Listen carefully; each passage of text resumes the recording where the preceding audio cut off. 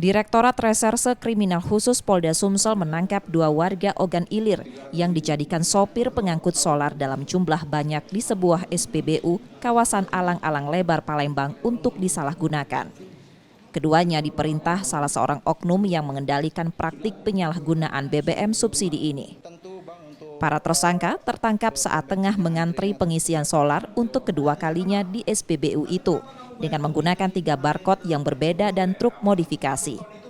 Aktivitas ini sudah dilakukan keduanya selama 3 bulan dan berpindah-pindah SPBU sesuai permintaan oknum tersebut.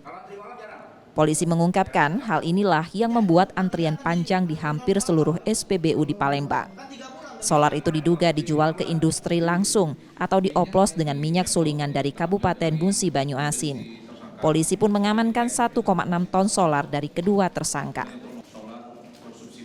Dari kedua tersangka ini hanya mengisi BBM jenis solar subsidi ini di SPBU.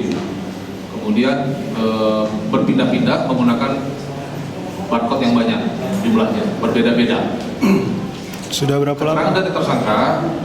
Keterangan dari tersangka supir, mereka sudah melakukan kegiatan ini sesuai dengan perintah bosnya kurang lebih sekitar 3 bulan.